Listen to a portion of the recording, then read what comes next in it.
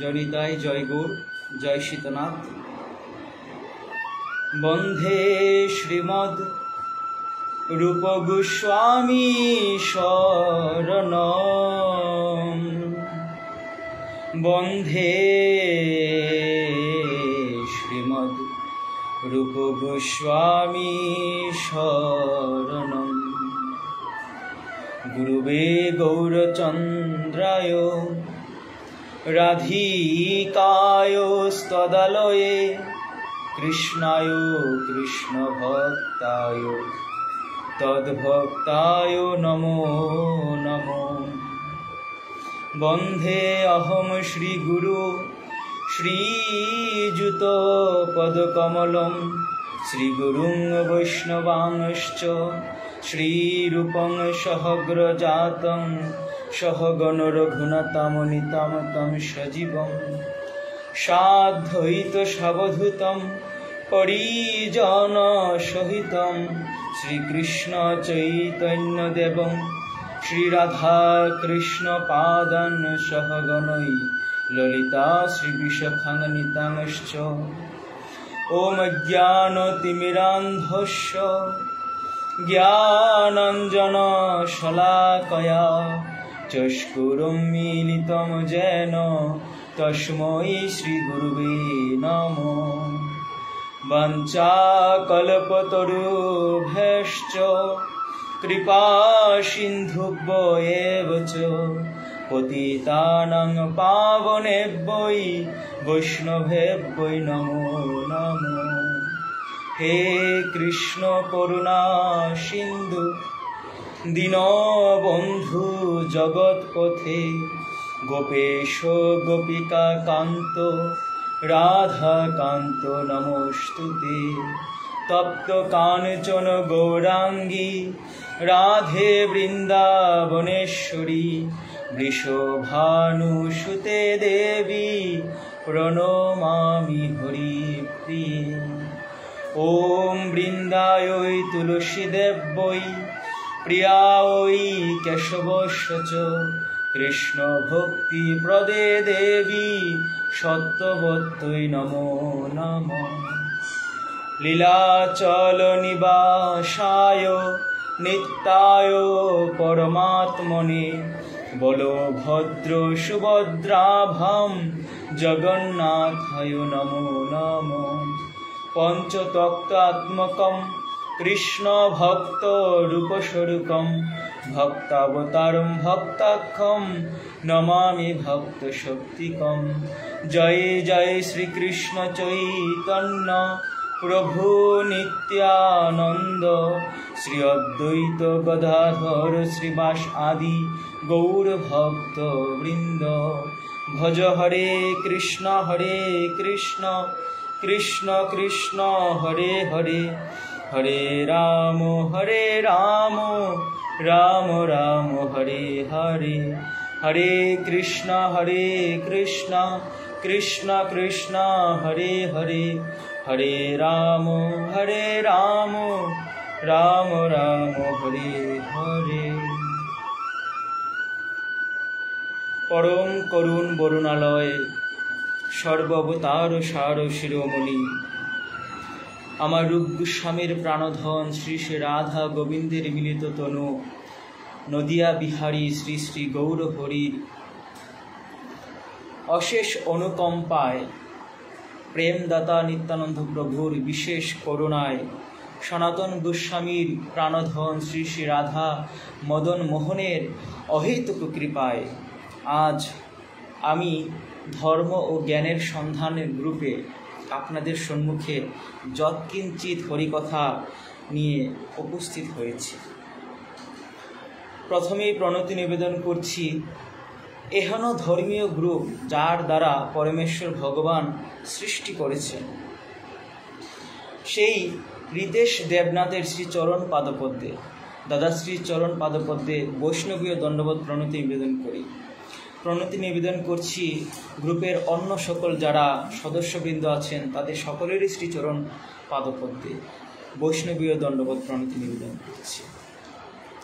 সুধী ভক্তমণ্ডলী, আজ আমি আনন্দিত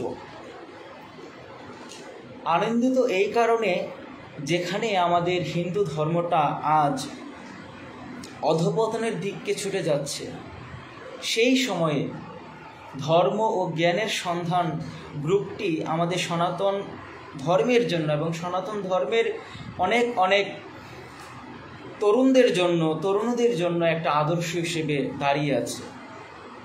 আজকে এই ধর্ম ও জ্ঞানের সন্ধানের আলোকে এবং এই ধর্ম ও জ্ঞানের সন্ধানের মাধ্যমে হাজার হাজার তরুণ, লক্ষ লক্ষ ভক্তরা আমাদের সনাতন ধর্ম সম্পর্কে জানতে পারছে, আমাদের সনাতন ধর্মের যে সংস্কৃতি, যে ঐতিহ্য, সেই বিষয়ে অনুধাবন করতে পারছে।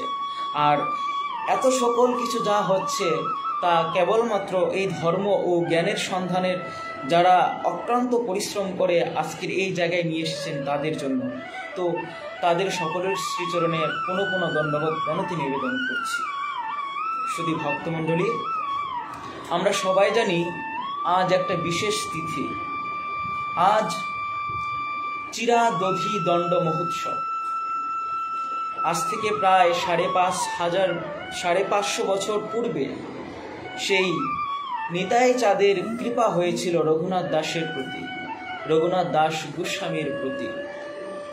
আমরা আজকে আমার এই আলোচ্য বিষয় দণ্ড মহোৎসব উপলক্ষে, যেহেতু আজকের এই একটা বিশেষ দিন, এই দিনে নিতাই চাঁদ এবং সব পার্শ্বদরা একসাথে মিলিত হয়েছিল এবং সেই পানিহাটিতে দধিচিরা দণ্ড মহোৎসব করেছিল।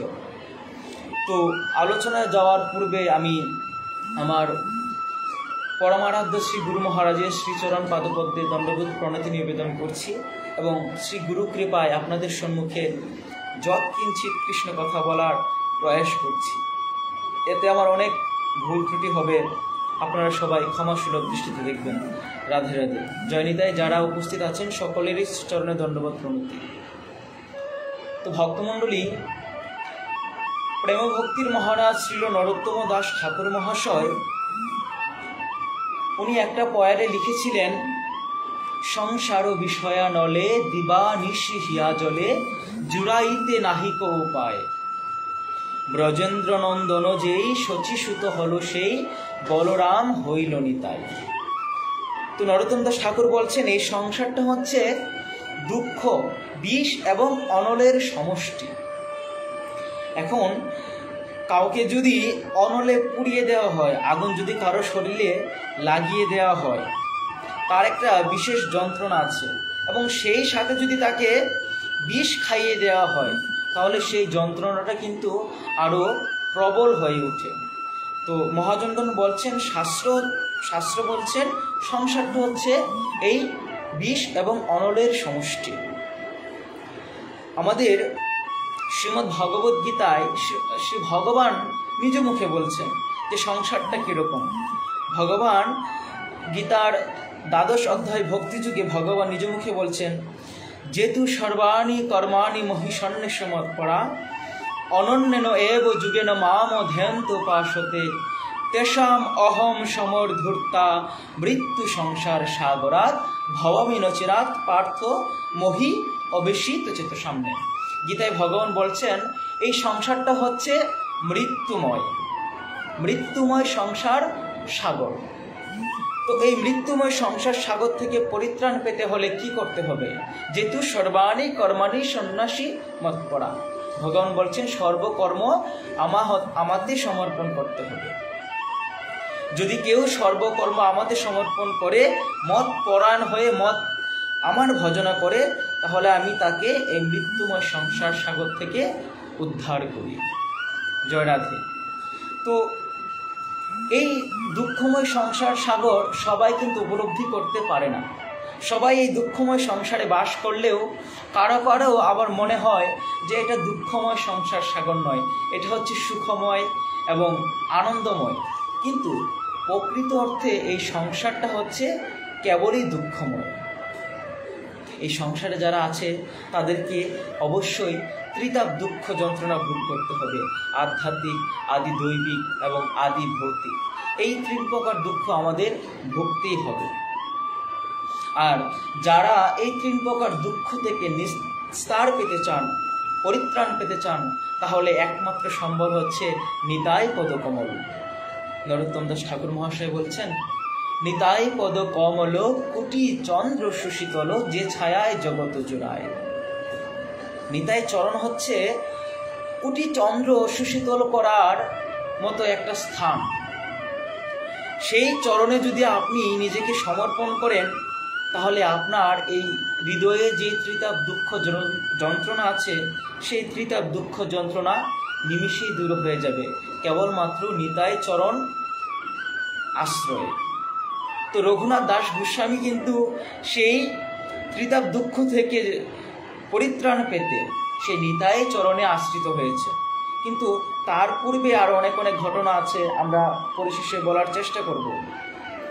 তো সর্বাগ্যে আরেকটু বলতে চাই যে রঘুনাথ দাস গোস্বামী উনি হচ্ছেন স্বরগোস্বামীর অন্যতম একজন গোস্বামী।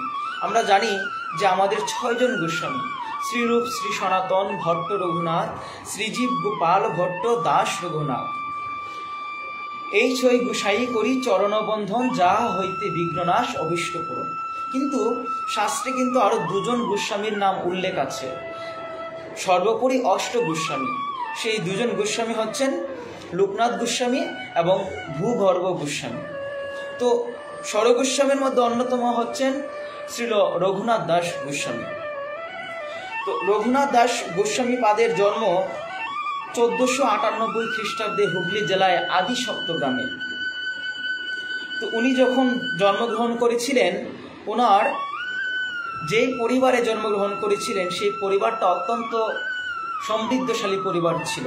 উনি একটা জমিদার পরিবারে জন্মগ্রহণ করেছিলেন এবং ওনার পিতা ছিলেন গোবর্ধন দাস মজুমদার। পিতামাতার একমাত্র সন্তান এবং অঢেল অটল অসীম সম্পদের অধিকারী ছিলেন। কিন্তু এত সমস্ত সম্পদের অধিকারী হয়েও এত বিষয়ে ওনার আসক্তি ছিল না, সম্পদের প্রতি কোনো মোহ ছিল না, সম্পদের প্রতি কোনো আকৃষ্ট ছিল না। যারা সাধুগুরু বৈষ্ণব, যারা মহাত্মাগণ, তারা কিন্তু সেই বিষয়ে গুঞ্জে আসক্ত হয়ে থাকে না। আমরা সেই মহাপ্রভুর রচিত শিক্ষাষ্টমে পাই, ন ধনং ন জনং ন সুন্দরী কবিতাম বা জগদীশ কাময়ে, মম জন্মনি জন্মনীশ্বরী ভবতা ভক্তি অহিতুকি তুই, ওই নন্দ তনুজ কিঙ্করং পতিত মাম বিষমে ভাবুন মদয়, কৃপয়া তব পাদ পঙ্কজ স্থিতি ধুলি সাদৃশ্য বিচিন্তয়ং, নয়নঙ্গল দস্যু ধারয়া বদনং গদ গদ রুদ্রয়া গিরা, পুলকই নিচিবপু কদা নাম গ্রহণে ভবিষ্যৎ। যারা মহাপ্রভুর চরণে নিজেকে সমর্পণ করে দিয়েছেন, যারা নিজেকে গৌরহরির নিমিত্তে ঢেলে দিয়েছেন, নিজের চিত্তকে সমর্পণ করে দিয়েছেন নিতাই চাঁদের চরণে, তাদের এই জগতের ধন সম্পদ, টাকা পয়সা, সুন্দরী রমণী, এই সমস্ত কিন্তু তারা প্রত্যাশা করে না। তারা শুধু প্রত্যাশা করে যেন অহেতুকি কৃপা, ভগবানের অহেতুকি কৃপা যেন তারা লাভ করতে পারে। তাই সেই রঘুনাথ দাস গোস্বামী সেই অহেতুকি কৃপা লাভের প্রত্যাশী ছিলেন। সেই অহেতুকি কৃপাকে লাভ করার জন্য উনি ওনার তৎকালীন সময়ে 20 লক্ষ টাকার জমিদারি, বার্ষিক আয় 20 লক্ষ টাকা ছিল, সেই সমস্ত পরিত্যাগ করে নিতাই চরণে, গৌর চরণে নিজেকে সমর্পণ করে দিয়েছিলেন। তো কিভাবে দিয়েছিলেন সেই সম্পর্কে আমরা জানব।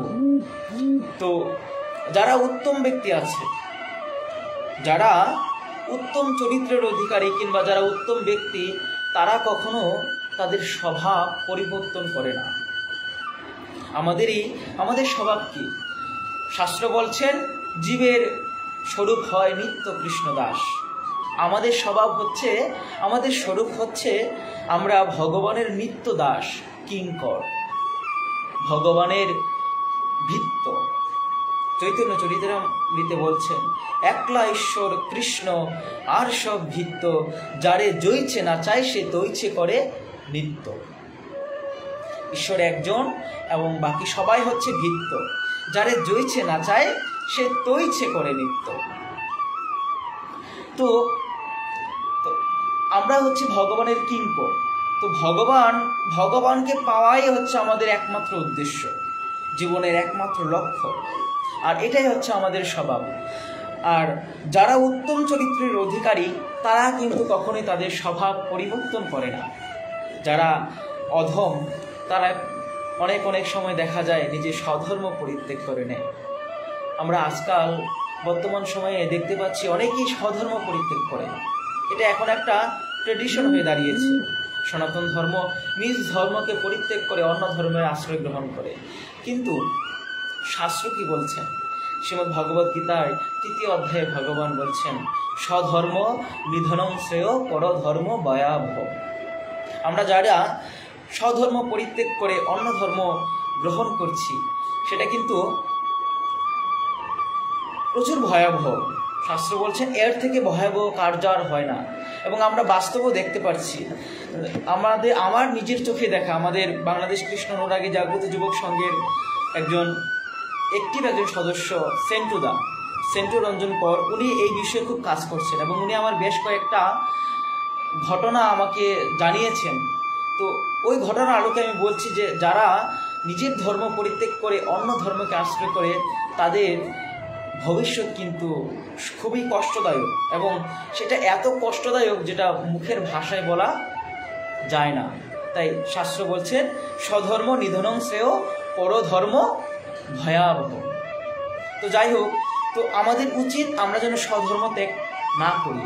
আজকের এই ধর্ম জ্ঞানের সন্ধানের মাধ্যমে আমি এই মেসেজটা আপনাদেরকে দিতে চাই যে আমরা যে ধর্মে আছি সেই ধর্মেই কিন্তু আমাদের অবস্থান করতে হবে, সেই ধর্মকে আমাদের জানতে হবে, সেই ধর্মকে আমাদের পালন করতে হবে। যদি আমরা আমাদের সঠিক ধর্মটাকে জানি তাহলে কিন্তু আমরা কখনোই অন্য ধর্ম গ্রহণ করার ইচ্ছে বা মনোবাসনা আমাদের হবে না। আমাদের ধর্মটা এতই সুন্দর, আমাদের ধর্মটা এতই মনোরম, এতই হৃদয়স্পর্শী যে দেখুন, তার কথা বলবো, ভারতের একজন বিখ্যাত একজন লেখক আব্দুল কালাম, ভারত বাদ দিন, আমাদের বাংলাদেশে একটু দেখুন, আমাদের বাংলাদেশের জাতীয় কবি হচ্ছে এই কাজী নজরুল ইসলাম। উনি আমাদের ধর্মটাকে কত ভালোবেসেছেন বিধায় উনি বলতে পেরেছেন, হে গোবিন্দ রাখো চরণে, হে গোবিন্দ রাখো চরণে। একজন অন্য ধর্মের হয়েও উনি আমার ধর্মের সত্যতা জানতে পেরে উনি নিজেকে গোবিন্দের চরণে সমর্পণ করে দিয়ে বলেছেন, হে গোবিন্দ রাখো চরণে। তাহলে কেন, যেখানে অন্য ধর্মরা আমাদের ধর্মের প্রতি আকৃষ্ট হচ্ছে, আমাদের ধর্মের প্রতি বিশ্বাস স্থাপন করছে, সেখানে কেন আমরা অন্য ধর্মের প্রতি ঝুঁকে যাব? এইসব কার্য করা আমাদের ঠিক নয়। তো সেজন্য আমাদের নিজ ধর্ম পালন করতে হবে। তো আমাদের স্বভাব ঠিক রাখতে হবে। তো স্বভাব কিন্তু কখনো পরিবর্তন হয় না, অভ্যাস পরিবর্তন করা যায়। জয় রাধে। আমাদের মাধুরী দিয়ে অনেকেই আছেন, আমার তিন্নি নাথ অনেকে আছেন। তো কি বলবো, যারা যারা এই ধর্ম জ্ঞানের সন্ধানে রয়েছেন অনেকেই আমাদের গ্রুপে আছেন। আর অক্রুরমণি দা, তারপর রিপন দা, লিটন দা, সকলকে ধন্যবাদ, প্রণাম। তো যা বলছিলাম, আমাদের স্বভাব অভ্যাস পরিবর্তন করা যায়, কিন্তু স্বভাব কখনো পরিবর্তন করা যায় না। অভ্যাসটা কি আর স্বভাবটা কি? অভ্যাস হচ্ছে এরকম যে আজকে একটা ছেলে বদভ্যাস আছে, হয়তোবা সে বাজে নেশায় গ্রস্ত, আকৃষ্ট, সেটা তার পরিবর্তন হবে, কেন সেটা তার অভ্যাস পরিবর্তন করা যায়, কিন্তু স্বভাব কখনো পরিবর্তন করা যায়। রাধে রাধে। শ্রাবণী দি, রূপণী দি, লিটন দা, জয় রাধে, ধন্যবাদ, প্রণাম। তো যা বলছিলাম যে আমাদের অভ্যাসটা আমরা পরিবর্তন করতে পারবো, কিন্তু স্বভাব কখনো পরিবর্তন করা সম্ভব নয়। স্বভাব তো আমাদের যে ধর্মীয় গ্রন্থ রামায়ণ, সেখানে স্বভাব সম্পর্কে খুব সুন্দর একটা দৃষ্টান্ত আছে, আমি একটু আলোকপাত করব সেই দৃষ্টান্তটা। আমরা সবাই জানি লঙ্কার রাজা হচ্ছে রাবণ। লঙ্কার রাজা রাবণ যখন সীতা দেবীকে হরণ করে নিয়ে গিয়েছিলেন অশোক বনে। সঞ্জিত দা, রাধে রাধে, ধন্যবাদ, প্রণাম। সুবল সরকার অক্ষয়, ধন্যবাদ, প্রণাম। বিকাশ দা, ধন্যবাদ, প্রণাম। রিতেশ দা ধন্যবাদ, প্রণাম। জয়নিতাই পাশে থাকবেন আমাদের ছাতক থেকে আনন্দ জীবন, হরিবোল, রাধে রাধে, জয়নিতাই। তিন্নিনাথ, লিটন দাস, জয়নিতাই। তো স্বভাব সেই রামায়ণের দৃষ্টান্তে বলছি যে যখন রাবণ সীতা দেবীকে হরণ করে অশোক বনে নিয়ে গিয়েছিলেন, তখন কিন্তু ওই অশোক বনে রাক্ষসদের দলনেত্রী ছিলেন। রাক্ষসীদের দলনেত্রী হচ্ছে ত্রিজটা, উনি হচ্ছেন রাক্ষসদের নেতা। তো রাবণ সীতা দেবীকে সেই রাক্ষসীদের নেতা ত্রিজটার কাছে সীতাকে সমর্পণ করে বলেছিলেন যে আজ থেকে তোমার একটাই কাজ। কি কাজ? তোমার কাজ হচ্ছে দেবীর মুখ থেকে তার প্রভুর নাম দেবী যেন তার প্রভুর নাম উচ্চারণ করতে না পারে সেই ব্যবস্থা করা। রাবণ বলছেন সীতা দেবী সদা সর্বদা তার প্রভুর নাম অর্থাৎ সেই রামচন্দ্রের নাম স্মরণ মরণ করেন। তো ত্রিজটাকে কাজ দিয়েছেন যে সে যেন ওই দেবীর মুখ থেকে তার প্রভুর নামটা বদ্ধ করে সেই ব্যবস্থা করা। এই বলে রাবণ চলে গিয়েছিলেন লঙ্কায়। অনেক দিন পর, বেশ কিছুদিন পর রাবণ যখন আবার অশোক বনে আসার পূর্বে ভেবেছিল যে আমার দাসী ত্রিজটা হয়তোবা আমার কথাটা রাখতে পেরেছিল। আমার দাসী ত্রিজটা অবশ্যই দেবীর মুখ থেকে তার প্রভুর নাম বের করতে পেরেছে, মুছে ফেলতে পেরেছে। যখন এই সমস্ত চিন্তা করে সেই রাবণ অশোক বনে যাচ্ছিল, অশোক বনে যাওয়ার কিছু দূরেই রাবণ উচ্চস্বরে ডাকতে শুরু করলো। রাবণ বলতে শুরু করলো, ত্রিজটা ত্রিজটা বলি রাজা ডাকে ঘন ঘন, ডাক শুনে ত্রিজটা আইল তৎক্ষণ। ঘন ঘন ডাকছে ত্রিজটা ত্রিজটা। তো ডাক শুনে সেই ত্রিজটা চলে আসলো। তো যারা দাসী বা যারা ভৃত্য, যারা চাকর, তারা কিন্তু তাদের প্রভুর শরণাগতি, তার প্রভু যা বলবে তাকেই সেটা মানতে হবে। আমরাও কিন্তু গোবিন্দের দাস দাসী, আমরাও কিন্তু গোবিন্দের ভৃত্য, কিন্তু আমরা গোবিন্দের নিমিত্তে আমরা কিন্তু কার্য করছি না। কিন্তু একজন রাক্ষসী হয়েও সে তার প্রভুর সিদ্ধান্ত মেনে চলছেন।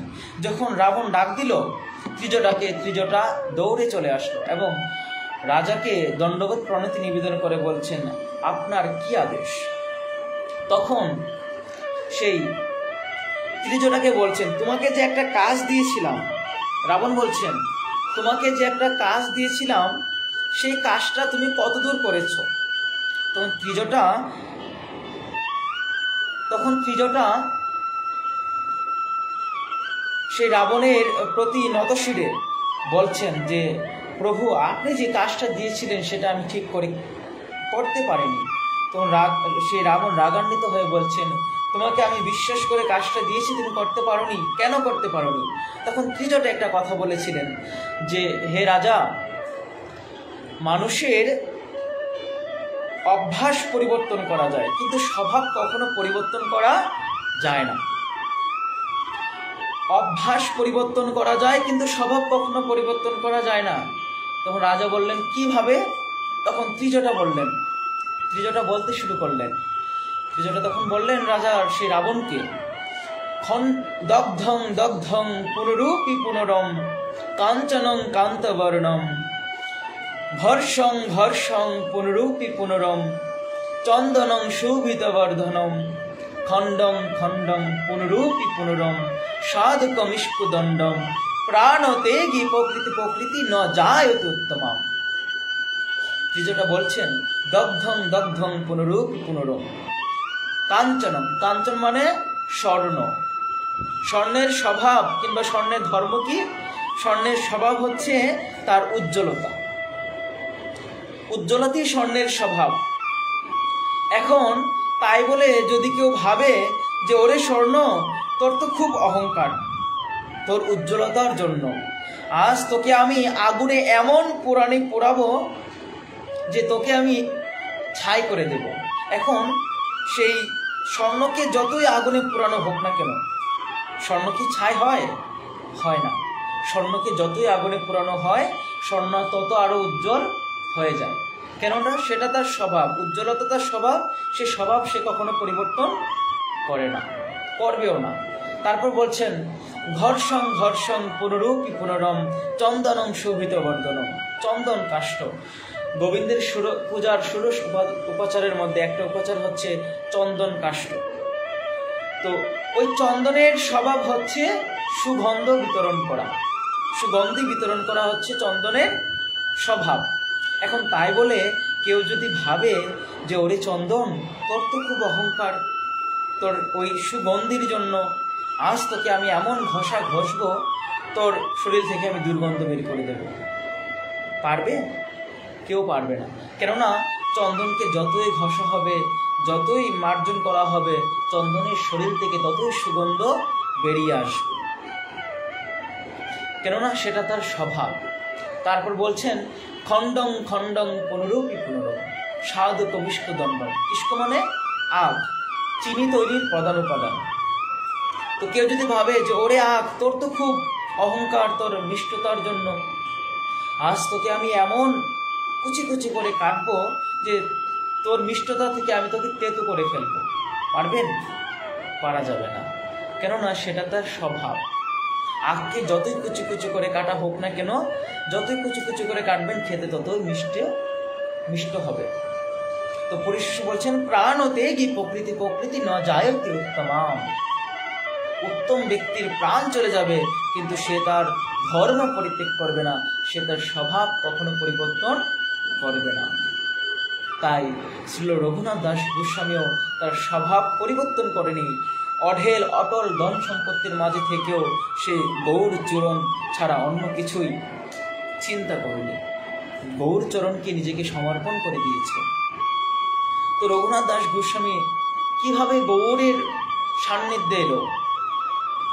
প্রতিটা বস্তুরে এক একটা লিঙ্ক থাকে, লিঙ্ক ছাড়া কিন্তু কখনোই কোনোভাবেই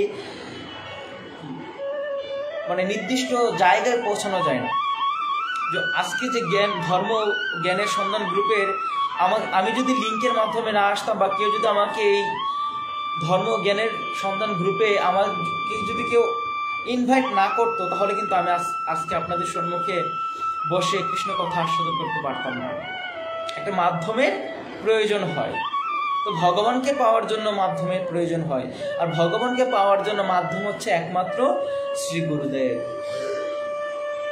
তো রঘুনাথ দাস গোস্বামী যার মাধ্যমে সেই গৌর সুন্দরের সান্নিধ্য লাভ করেন, তিনি হচ্ছেন ওনার শিক্ষাগুরু সেই যদুনন্দন আচার্য। রঘুনাথ দাস গোস্বামীর শিক্ষাগুরু ছিলেন যদুনন্দন আচার্য, আর এই যদুনন্দন আচার্যের শ্রী গুরুদেব ছিলেন আমাদের অদ্বৈত আচার্য। অদ্বৈত আচার্য যিনি আমাদের সুনামগঞ্জের লাহোর পরগনার সন্তান, সদা মহাবিষ্ণু শিবের অবতার। সেই অদ্বৈত আচার্যের শিষ্য ছিলেন যদুনন্দন আচার্য, আর সেই যদুনন্দন আচার্যকে শিক্ষাগুরু মানতেন স্বরগোস্বামীর অন্যতম গোস্বামী সেই রঘুনাথ দাস গোস্বামী।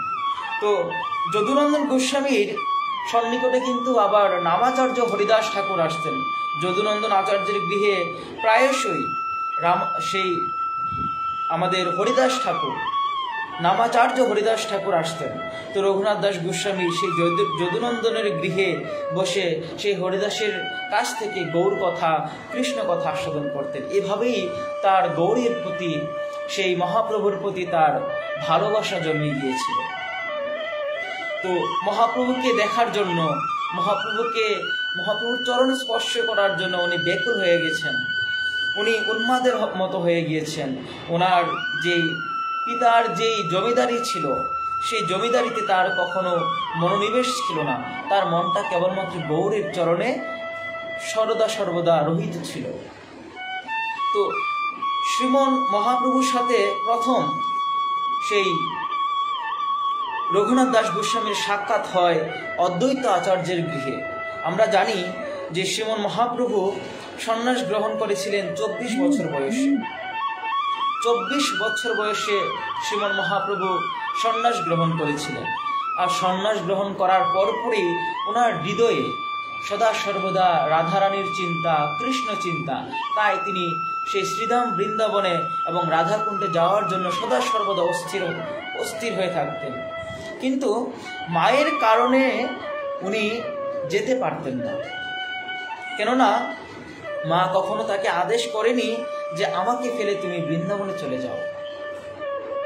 শ্রীমন মহাপ্রভু যখন ধৈর্য আর ধরতে পারলেন না, উনি একসময় কি করলেন, ওই ঘর থেকে রাধারানীর জয়ধ্বনি দিয়ে দিয়ে বেরিয়ে পড়লেন বৃন্দাবনের দিকে, বৃন্দাবনের রাস্তায়। যখনই উচ্চস্বরে রাধারানীর জয়ধ্বনি দিল শ্রীমন মহাপ্রভু, তখন সচিমা বুঝতে পারল তার সন্তান তাকে না বলে সে বৃন্দাবনে চলে যাচ্ছে। তখন সেই সচিমাতা শ্রীমন মহাপ্রভুর অগ্রজ নিত্যানন্দ প্রভুকে আদেশ করলেন যে তুমি যেভাবেই হোক আমার সন্তানকে আমার কাছে নিয়ে আসো। তখন শ্রীমন নিত্যানন্দ প্রভু সচিমাতাকে বলেছিল যে তুমি নবদ্বীপের যে শান্তিপুরে সে অদ্বৈত আচার্যের গৃহে চলে যাও, আর আমি সেখানেই মহাপ্রভুকে নিয়ে আসছি। তো মহাপ্রভু যখন রাধারানীর জয়ধ্বনি দিয়ে দিয়ে শ্রীধাম বৃন্দাবনে যেতে লাগলেন, তো তার পিছু পিছু নিত্যানন্দ প্রভু ছুটলেন অনেকটাই দূর। তো সদা সর্বদা শ্রীমন মহাপ্রভুর শ্রীমুখে রাধারানীর স্তুতি, রাধে জয় জয় মাধব দইতে, গোকুলং তরুণী মণ্ডল মোহিতে, করুণাং করু মহি করুণাং হরিতে, সনক সনাতন বর্ণিত চরিত্রে, দামোদর রতি বর্ধন বেশে, হরি নিষ্কুট বৃন্দা বিপিনেশে। রাধারানীর স্তুতি করতে করতে শ্রীমন মহাপ্রভু সে বৃন্দাবনে যাচ্ছেন, আর তার পিছন পিছন আমাদের প্রেমদাতা নিতাই চাঁদ ছুটে যাচ্ছেন। তো ওই ঘটনাকে পদকর্তা লিখেছেন, ওই যায় যায় যায় রে গৌর প্রেমের পাগলা নিতাই যায় রে। শ্রীমন নিত্যানন্দ প্রভু গৌর শ্রীমন মহাপ্রভুর পিছন পিছন ছুটছেন। তো এক সময় একটা জায়গায় গিয়ে মহাপ্রভু বিশ্রাম নিলেন, অশ্বত্থ বৃক্ষের নিচে গিয়ে মহাপ্রভু বিশ্রাম নিলেন। তো নিত্যানন্দ প্রভু খানিক পরে আসলেন, তো দেখলেন ওনার অনুজ শ্রীমন মহাপ্রভু নিদ্রায় আছেন। তখন উনি নিদ্রা ভঙ্গ না করলে ভাবলেন যে আমি কি করে আমার ভাইকে আবার আমার মায়ের কাছে নিয়ে যেতে পারি। তখন উনি একটা মাথায় বুদ্ধি আটালেন। কিরকম, যে উনি দেখতে পেলেন যে পাশেই বেশ কয়েকজন ছেলে, 8-10 জন ছেলে খেলা করছে। তো নিত্যানন্দ প্রভু ভাবলেন এই ছেলেদের মাধ্যমে আমি আমার ভাইকে আমার মায়ের কাছে নিয়ে যাব। রাধে রাধে সম্পাদি জনিতাই। তো বলছেন কি, ওই ছেলেদের মাধ্যমে, ছেলেদেরকে দিয়ে আমি আমার ভাইকে আবার মায়ের কাছে নিয়ে যাব। তখন শ্রীমন নিত্যানন্দ প্রভু একটা ছেলেদেরকে ডাকলেন, সব ছেলেদেরকে ডেকে ডেকে বলছেন যে ওহে বালকগণ, তোমরা কি আমার হয়ে একটা কাজ করে দিতে পারো?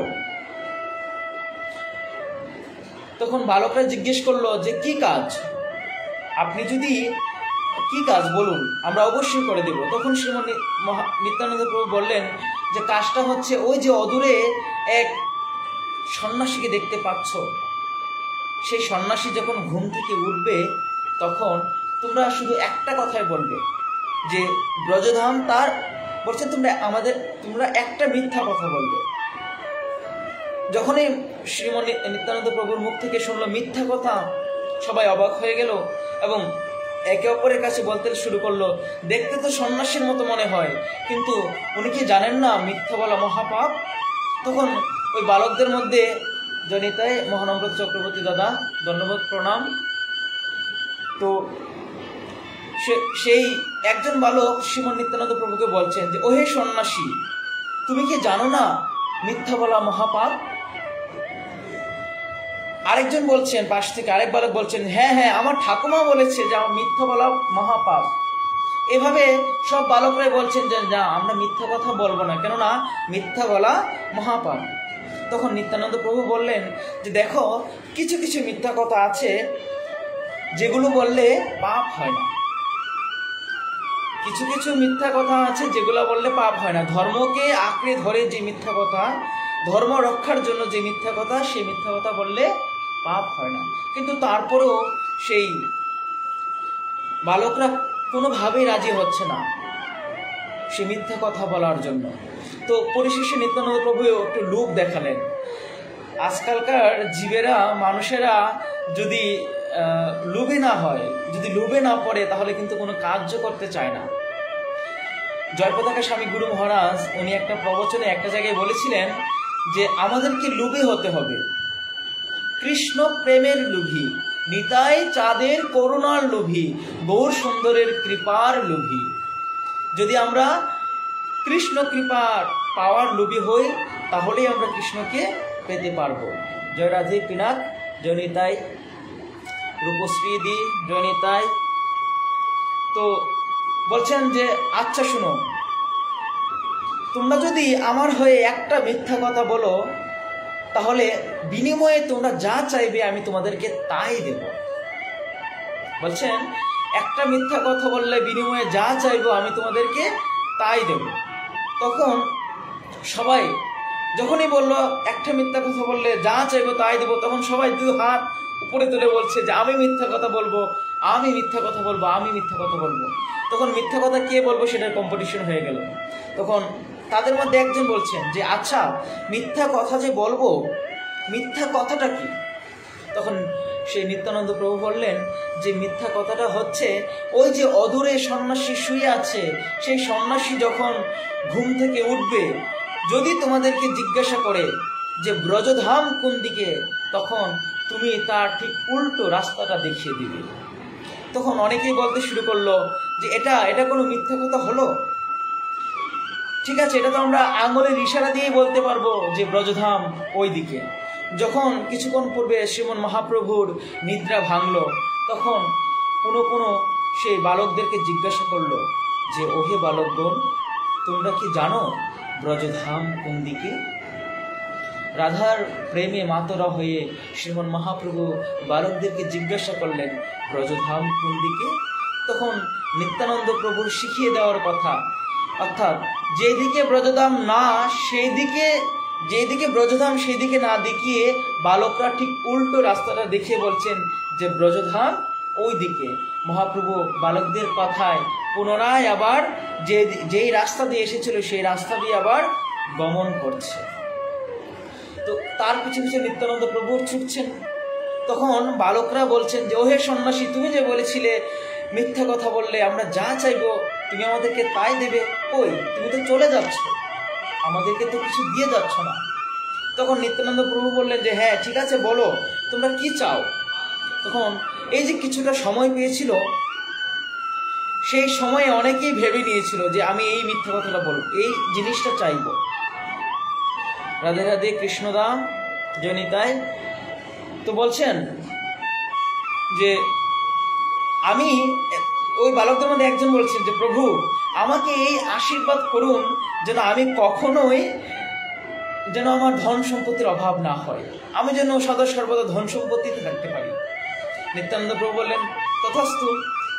তখন আরেকজন বলছেন যে প্রভু আমাকে এই আশীর্বাদ করুন আমার শরীরে যেন কখনো কোনো রোগ ব্যাধি ধরা না দেয়, আমি যেন সুস্থ থাকতে পারি।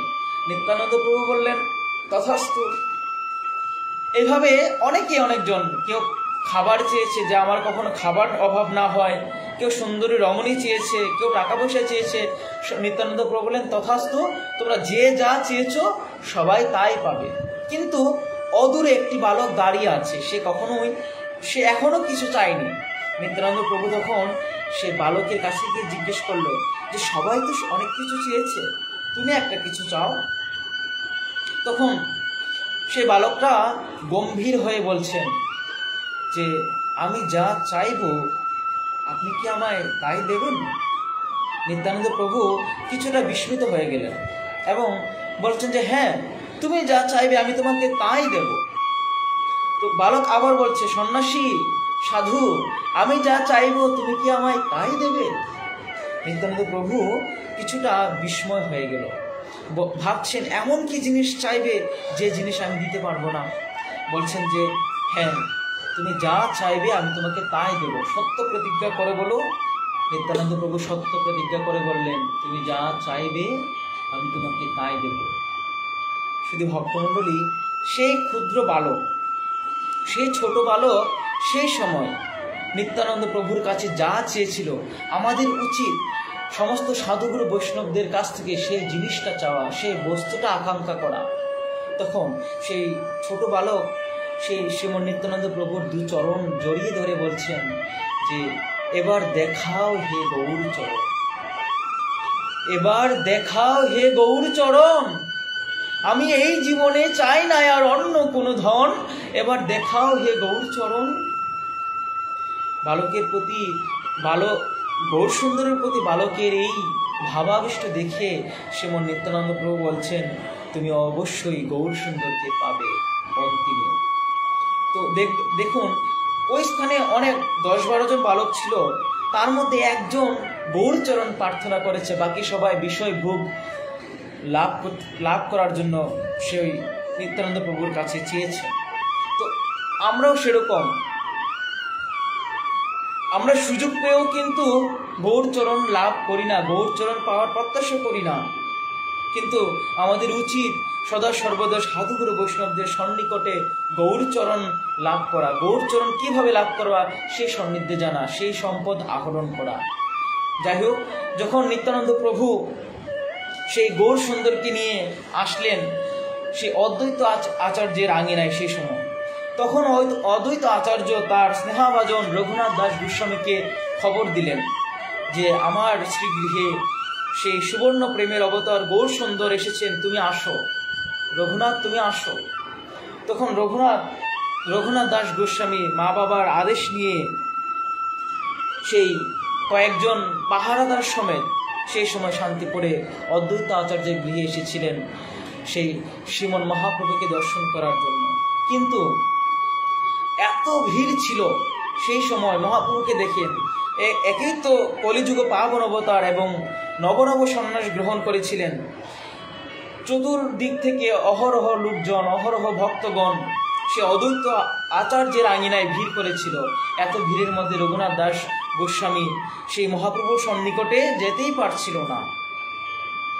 কিন্তু ওই যে ওনার লিঙ্ক আছে, সম্বন্ধ আছে সাধুগুরু বৈষ্ণবের প্রতি, অদ্বৈত আচার্য যেহেতু চিনতেন, তাই অদ্বৈত আচার্য ওনাকে দূর থেকে ইশারা দিয়ে নিজে ডেকে নিয়ে গিয়ে সেই গৌর সুন্দরের চরণে সমর্পণ করলেন।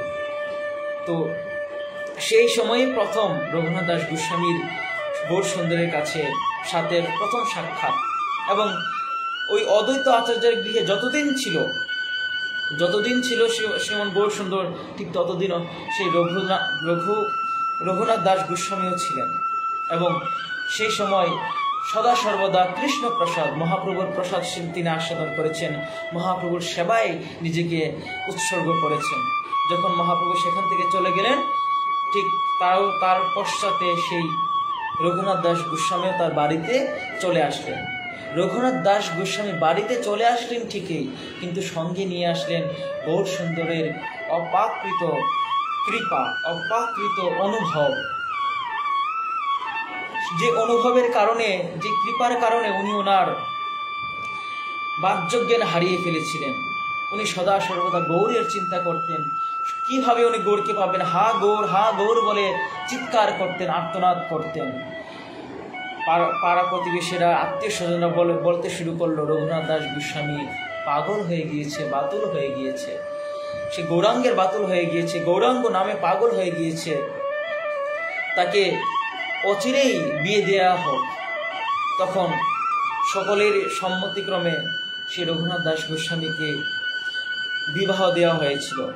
কিন্তু বিবাহ দেওয়ার পরেও সেই গৌর সুন্দরের চরণের প্রতি তার বিন্দুমাত্র আকৃষ্ট কমেনি।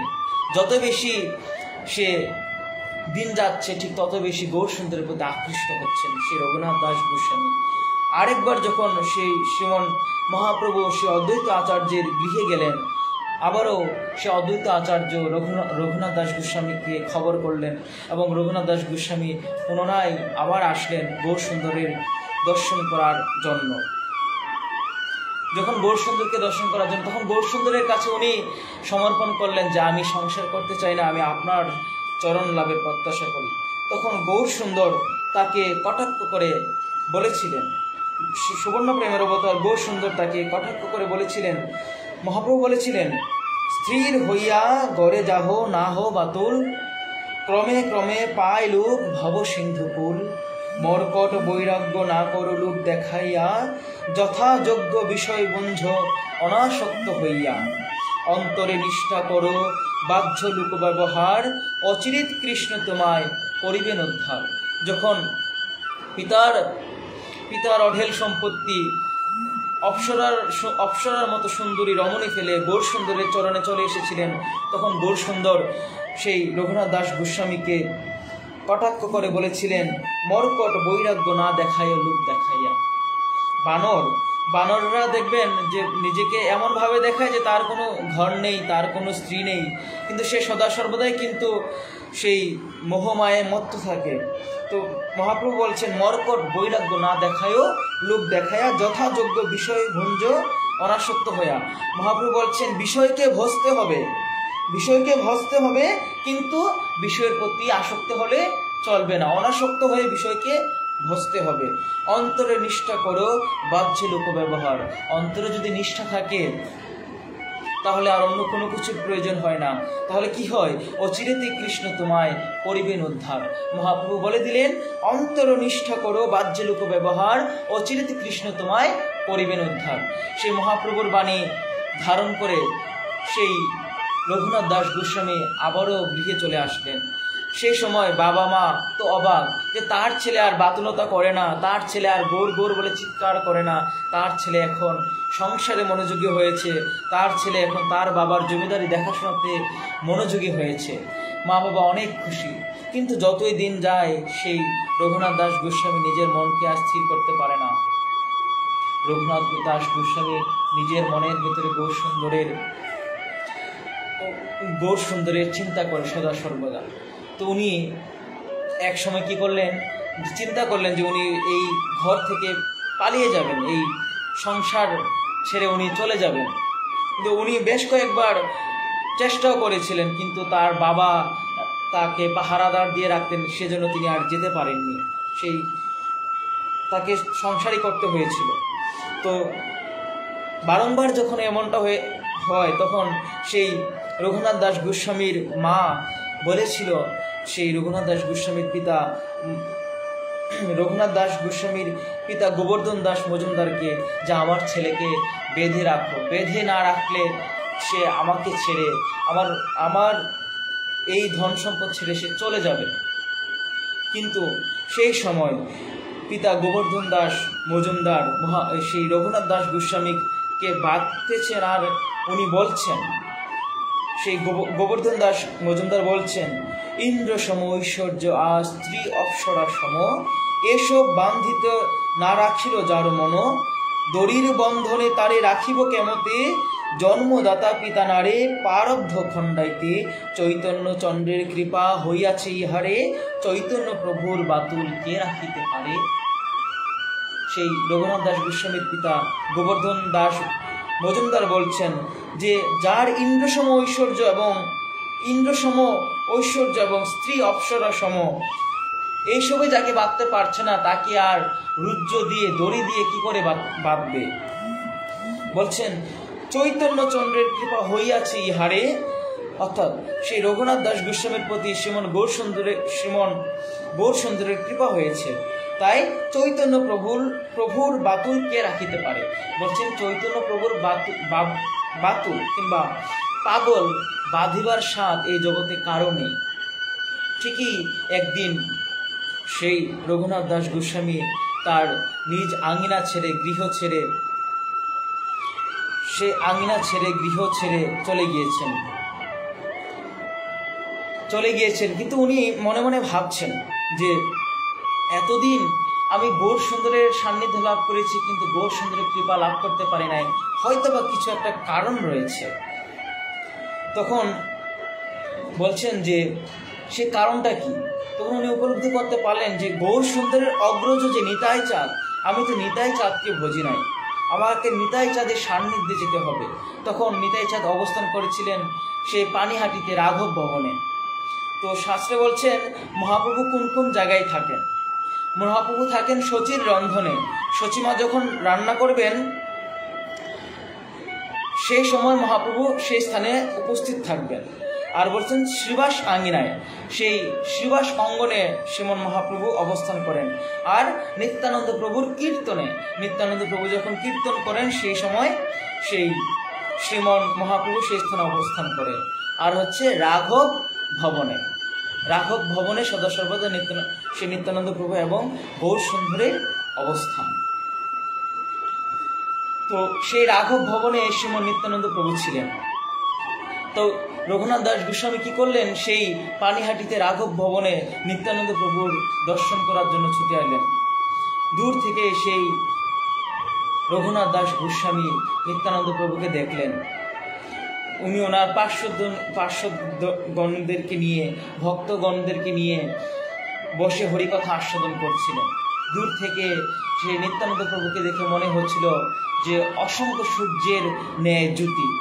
নরোত্তম দাস ঠাকুর মহাশয় বলছেন, নিতাই পদ কমল কোটি চন্দ্র সুশীতল, যে ছায়ায় জগৎ জুড়ায়। কোটি চন্দ্রের ন্যায় শরীরের উজ্জ্বলতা। দূর থেকে রঘুনাথ দাস গোস্বামী দণ্ডবত প্রণতি নিবেদন করলেন।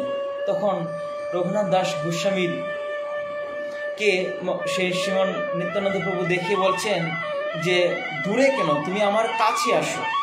এবং সেই রঘুনাথ দাস গোস্বামীকে চোর বলে সম্বোধন করলেন।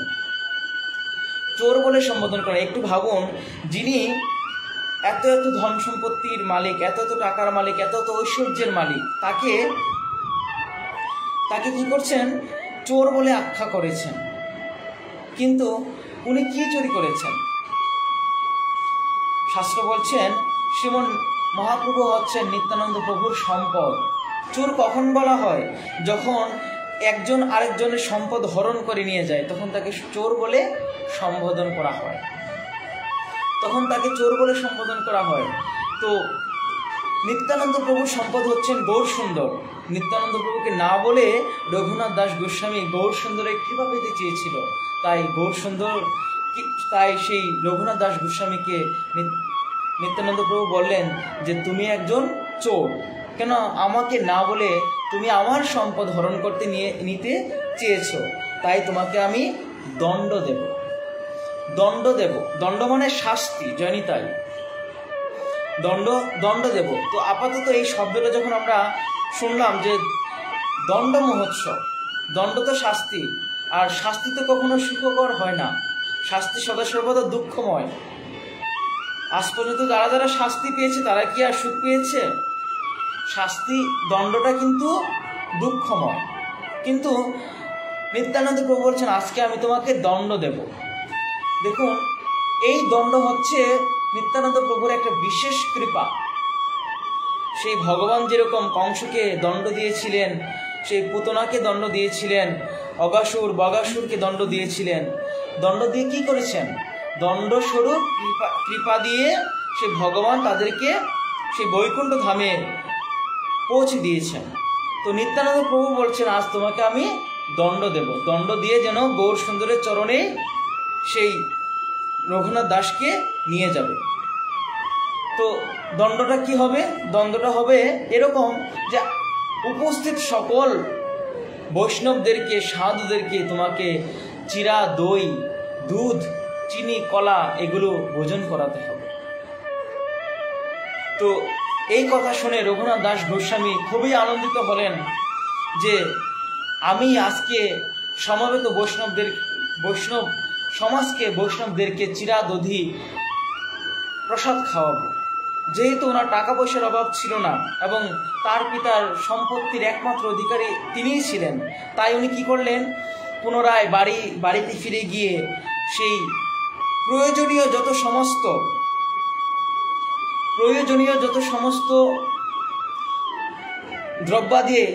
দ্রব্যাদি কিনে নিয়ে আসলেন এবং এনে সে পানিহাটিতে দধিচিরা দণ্ড মহোৎসব করলেন। এত এত প্রসাদ হয়েছিল, এত এত ভক্ত সমাগম হয়েছিল সেই সময় যে অনেকেই সেই গঙ্গার পাড়ে জায়গা হয়নি। রাঘব ভবন থেকে বেরিয়ে এসে পথ থেকে বেরিয়ে এসে গঙ্গার পাড়ে অনেকের জায়গা হয়নি, অনেকেই কি করলো, গঙ্গাতে নেমে গিয়েছে। কেউ হাঁটু পানিতে, কেউ কোমর পানিতে, কেউ বুক পানিতে নেমে প্রসাদ আস্বাদন করছে। সেই দধিচিরা আস্বাদন করছে। তো দধিচিরা আস্বাদন করছে। তো জনিতায় পানিহাটি দধিচিরা দণ্ড মহোৎসব কি? আসলে দধিচিরা দণ্ড মহোৎসব হচ্ছে নিত্যানন্দ প্রভুর এক বিশেষ কৃপা, যেটা রঘুনাথ দাসের প্রতি ছিল। সে এক অশেষ কৃপা। রঘুনাথ দাস নিতাই চাঁদকে ডিঙিয়া গৌর কৃপা পাইতে চেয়েছিলেন বলিয়া নিত্যানন্দ প্রভু তাকে কৃপাদণ্ড দিয়েছিলেন, যা অদ্যাপি চিরা দধি দণ্ড মহোৎসব নামে পরিচিত। তো যাই হোক, যখন বুক পানিতে গঙ্গার জলে, বুক সমান গঙ্গার জলে নেমে গিয়ে অনেকে প্রসাদ পাচ্ছেন, সেই সময় নিত্যানন্দ প্রভু আবেশে ধ্যানে সেই গৌর সুন্দরকে নিয়ে এসেছিলেন। তখন গৌর সুন্দর এবং নিত্যানন্দ প্রভু একজন আরেকজনের মুখে প্রসাদ তুলে দিচ্ছিলেন। আর এই লীলাটা কেবলমাত্র গুটি কয়েক ভক্তবৃন্দরা দেখতে পাচ্ছেন। শাস্ত্র বলছেন, অদ্যপদী নিত্যলীলা করে গৌর রায়, কোনো ভাগ্যবানেই দেখিবারে পায়। যে নিত্যানন্দ প্রভু এবং শ্রীমন গৌর সুন্দর যে একে অপরকে প্রসাদ খাওয়াচ্ছেন, সেই লীলাটা সকলেই দর্শন করছেন না। যারা ভাগ্যবান, যারা গৌর ধনে ধনী, যারা নিতাই সম্পদে ধনী, তারাই দেখতে পাচ্ছেন।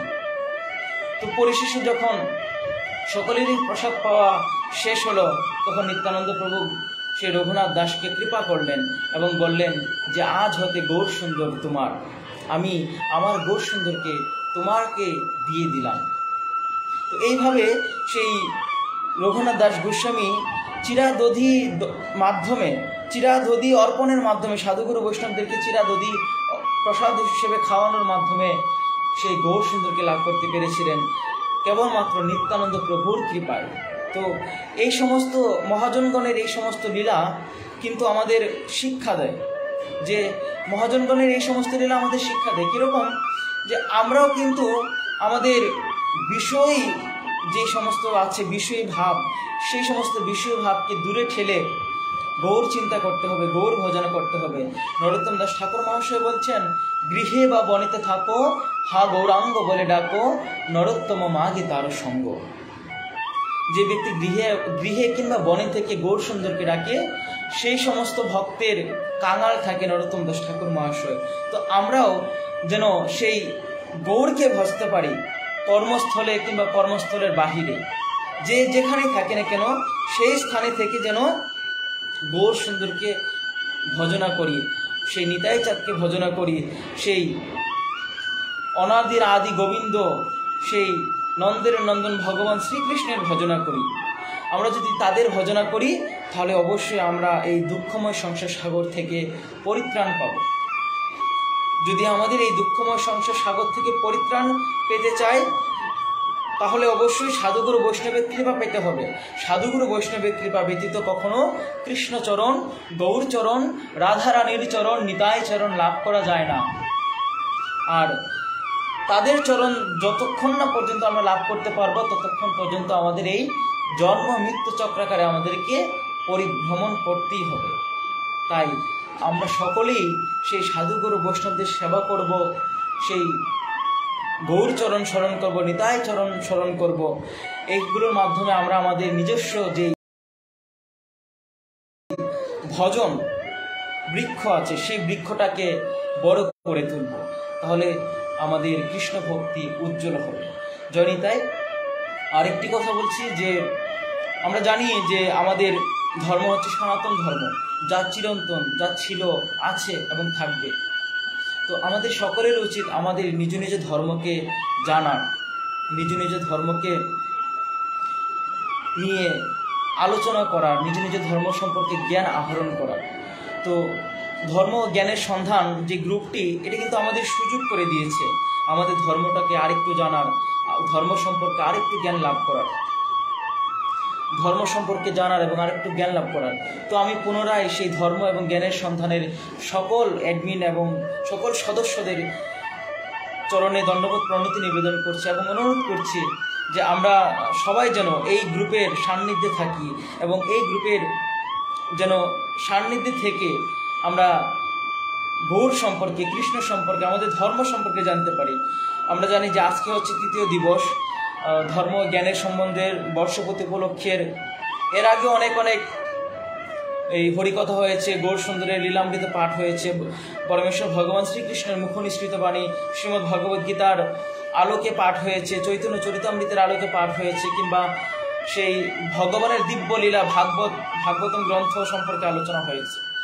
তো আগামী আমরা এই গ্রুপটা যে উদ্যোগ নিয়েছে 10 দিনে, আজকে হচ্ছে তৃতীয় দিন, এবং আমার পরবর্তীতে আরও 7 দিন সেই ভাগবতী প্রবচন করবে। সেখানে আমাদের অনেক সিনিয়র ভক্তগণ আছেন। আমাদের বাংলাদেশ কৃষ্ণ অনুরাগী জাগ্রত যুবক সংঘের প্রতিষ্ঠাতা হিমাদ্রি রায় প্রান্ত, আমাদের রাধাকুণ্ড তট নিবাসী পরম পূজ্যপাত কাকুগুরুশ্রী সেই স্বরূপ কৃষ্ণদাস বাবাজি মহারাজ, আমাদের তমাল কাকুজি, এবং আছাড়ারা অনেক সাধুগুরু মহাত্মারা এই ধর্ম জ্ঞানের সন্ধানে এসে ধর্মীয় কথা পরিবেশন করবে। তো আপনাদের সকলকে অনুরোধ করব, সকলেই থাকবেন এই ধর্ম জ্ঞানের সন্ধান পেজে গ্রুপে লাইভ অনুষ্ঠানে প্রতিদিন রাত 9টায়। তো সকলেরই মঙ্গল হোক, সকলেরই কৃপা হোক। হ্যাঁ, আমার অনেক উচ্চারণে অনেক ভুল ত্রুটি হয়েছে, আমার কথা বলাতে অনেক প্রাঞ্জলতা ছিল না। তো আমার কথায় যদি আপনাদের হৃদয়ে দুঃখের সূচনা হয়, তবে অবশ্যই আমাকে অজ্ঞ অধম ভেবে ক্ষমা করে দেবেন। জয় নিতাই। কেননা ভগবান বলছেন যে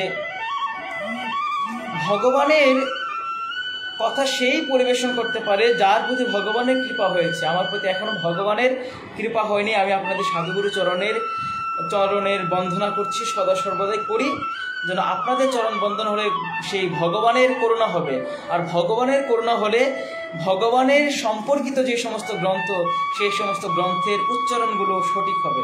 তো সবাই আমাকে কৃপা করবেন, আশীর্বাদ করবেন, যেন আমার গোবিন্দ আমাকে কৃপা করেন, মহাপ্রভু আমাকে কৃপা করেন, নিতাই চাঁদ আমাকে কৃপা করেন।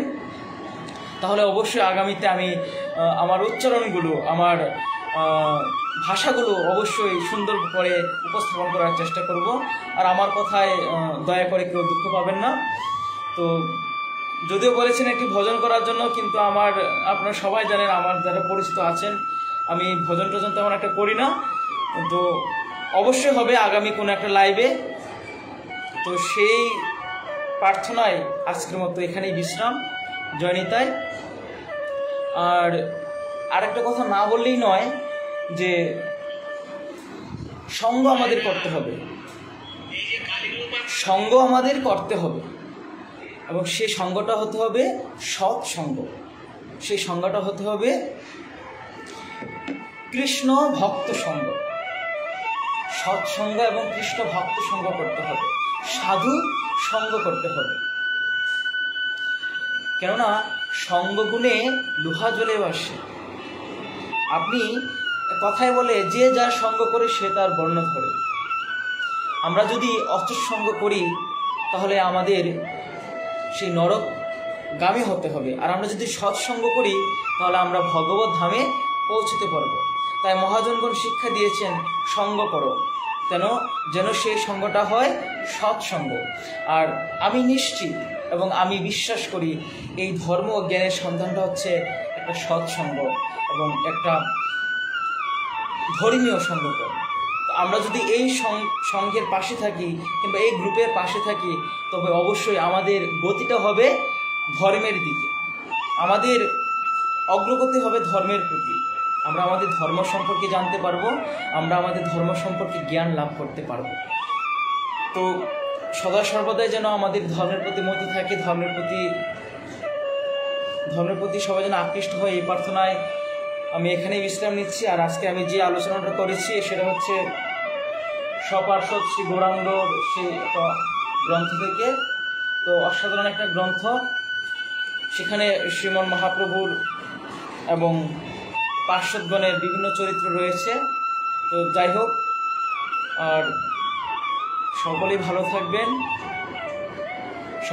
থাকবেন, আর আমার জন্য আশীর্বাদ করবেন।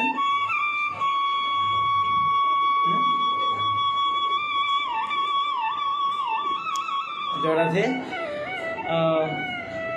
ঠিক আছে, আমি একটা ভজন করছি। অনেকেই বলছেন ভজন করার জন্য, আমাদের মাধুরীদি বিশেষ করে আর অনেকে আছেন। তো আমি সচরাচর একটা ভজন খুব গাই, সেটা হচ্ছে নরোত্তম দাস ঠাকুর মহাশয়ের হরি বলবো আর মদন মোহন হেরি বলবো। তো আমি একবার করে বলে যাওয়ার চেষ্টা করছি। সকলে আমার পাশে থাকবেন, আর যারা লাইভের অপর প্রান্তে আছেন তারা সকলে কিন্তু ধরবেন জয়নিতাই। তো নরোত্তম দাস ঠাকুর মহাশয় যখন প্রথম শ্রীধাম বৃন্দাবনে গিয়েছিলেন, তখন সেই সনাতন গোস্বামীর সেবিত বিগ্রহ রাধা মদন মোহনকে দেখে প্রেমে বিগলিত হয়ে একটি ভজন রচনা করেছেন। সেই ভজনটি হচ্ছে হরি বলবো আর মদন মোহন হেরি বলবো। তো আমি প্রয়াস করছি গাওয়ার, অনেক ভুল ত্রুটি হবে, বিশেষ করে উচ্চারণে জয়নিতায় ক্ষমাসুলভ দৃষ্টিতে দেখবেন। হরি বলবো আর মদন মোহন হেরি বলবো, হরি বলবো আর মদন মোহন হেরি বলবো। আমি এই রূপেতে ব্রজের পথে চলিব গো, আমি এই রূপেতে ব্রজের পথে চলিব গো। হরি বলবো, হরি বলবো আর মদন মোহন হেরিব গো, হরি বলবো আর মদন মোহন হেরিব গো। যাব গো ব্রজেন্দ্রপুর, হব গোপীর পায়ের নূপুর। যাব গো ব্রজেন্দ্রপুর, হব গোপীর পায়ের নূপুর। আমি নূপুর হয়ে রুনুর ঝুনুর বাজিব গো, আমি নূপুর হয়ে রুনুর ঝুনুর বাজিব গো। হরি বলবো, হরি বলবো আর মদন মোহন হেরিব গো, হরি বলবো আর মদন মোহন হেরিব গো। রাধা কৃষ্ণের রূপ মাধুরী দেখব দু নয়ন ভরি, রাধা কৃষ্ণের রূপ মাধুরী দেখব দু নয়ন ভরি। আমি নিকুঞ্জের দাঁড়ের দাঁড়ি রহিব গো, আমি নিকুঞ্জের দাঁড়ের দাঁড়ি রহিব গো। হরি বলবো, হরি বলবো আর মদন মোহন হেরিব গো, হরি বলবো আর মদন মোহন হেরিব গো। ব্রজবাসী তোমরা সবে এই অভিলাষ পুরাবে, ব্রজবাসী তোমরা সবে এই অভিলাষ পুরাবে। আমি আর কবে কৃষ্ণের বাসি শুনিব গো, আমি আর কবে কৃষ্ণের বাসি শুনিব গো। হরি বলবো, হরি বলবো আর মদন মোহন হেরিব গো, হরি বলবো আর মদন মোহন হেরিব গো। এই দেহ অন্তিম কালে রাখবো শ্রী যমুনার জলে, এই দেহ অন্তিম কালে রাখবো শ্রী যমুনার জলে। আমি জয় রাধে গোবিন্দ বলে ভাসিব গো, আমি জয় রাধে গোবিন্দ বলে ভাসিব গো। হরি বলবো, হরি বলবো আর মদন মোহন হেরিব গো, হরি বলবো আর মদন মোহন হেরিব গো। কহে নরোত্তম দাস না পুরিল এই অবিলাস, কহে নরোত্তম দাস না পড়িল এই অবিলাস, আমি আর কবে ব্রজবাস করিব গো, আমি আর কবে ব্রজবাস করিব গো। হরি বলবো, হরি বলবো আর মদন মোহন হেরিব গো, হরি বলবো আর মদন মোহন হেরিব গো, হরি বলবো আর মদন মোহন হেরিব গো, হরি বলবো আর মদন মোহন হেরিব গো, হরি বলবো আর মদন মোহন হেরিব গো। জয় রাধে জনিতাই। অনেক ভুলভ্রান্তি হয়েছে, অবশ্যই ক্ষমাসুলভ দৃষ্টিতে দেখবেন। পুনরায় বলছি, জয় রাধে আকাশ দা, আমাদের গুরু ভাই আকাশ দা ক্যান্স, জয়নিতাই হরিবল, রণজিৎ দা দণ্ডবোধ প্রণাম। আসলে আমি আপনাদের মন মতো করে হয়তোবা বলতে পারিনি, চেষ্টা করব অবশ্যই। আবার আমাদের উত্তম লভর দা দণ্ডবোধ প্রণাম দাদা, রাধিকা রায় দণ্ডবোধ প্রণাম, তিন্নিনাথ দণ্ডবোধ প্রণাম, আনন্দময় দাস, উত্তম দা, জয়নিতাই, অনেকেই আছেন লাইভে। যাই হোক, যারা আমার পাশে থেকে আমাকে সহযোগিতা করেছেন সকলেরই চরণে দণ্ডবোধ প্রণাম। তো মাধুরীদির কথা না বললেই নয়, উনি আমাকে খুব উৎসাহ দিয়েছেন, অনেক কথা বলেছেন, আমাকে অনেক উৎসাহ দিয়েছেন। রাধে রাধে, রাধে রাধে দাদা, দণ্ডবোধ প্রণাম, কৃপা রাখবেন উত্তম দা। তো মাধুরী দিয়ে অবশ্যই আমি আপনার প্রতি কৃতজ্ঞ, এবং আপনার গ্রুপ ধর্ম ও জ্ঞানের সন্ধানের অবশ্যই আমি চিরকৃতজ্ঞ, এবং আমাদের সংগঠন সদা সর্বদা আপনাদের পাশে থাকবে। বাংলাদেশ কৃষ্ণ অনুরাগী জাগ্রত যুবক সংঘ, যে কোনো কার্যে যদি সহযোগিতার প্রয়োজন হয় অবশ্যই আমরা আপনাদের পাশে আছি এবং পাশে থাকব। আমাদেরকে অবশ্যই পাশে রাখবেন, চরণে রাখবেন। জয় নিতাই। তো যাই হোক, সকলেই ভালো থাকবেন, আর সকলেই গোবিন্দের চিন্তা করবেন, গোবিন্দের চরণ ভজবেন, রাধারানীর চরণ ভজবেন। আর আসছে আগামী 24 জুন আমাদের জগতের নাথ জগন্নাথ দেবের স্নান যাত্রা। সকলেই স্ব জায়গায় থেকে পার্শ্ববর্তী কোনো মন্দিরে অবশ্যই জগন্নাথের স্নান যাত্রায় অংশগ্রহণ করবেন, কেননা তার পরপরই জগন্নাথ দেব 15 দিনের জন্য মন্দিরের ভিতরে প্রবেশ করবেন, দর্শন দেবেন না ভক্তদেরকে। তো ওই দিনেই আপনি ভগবানকে স্নান করাতে পারবেন, ভগবানকে স্পর্শ করা যাবে, ভগবানের শ্রীবিগ্রহ। তো সেই সুবর্ণ সুযোগ অবশ্যই হাতছাড়া করবেন না। রণজিৎ দা দণ্ডবোধ প্রণাম, শ্রীবাণী দে, জয়নিতাই, জয় রাধে। তো যাই হোক, আমার পাশে থেকে আমাকে সহযোগিতা করার জন্য সকলকেই পুনরায় বৈষ্ণবের দণ্ডবোধ প্রণাম। সকলেই ভালো থাকবেন, কৃষ্ণ কৃপায় থাকবেন। জয়নিতাই, জয় গৌর, জয় রাধেশ্যাম, হরি বল।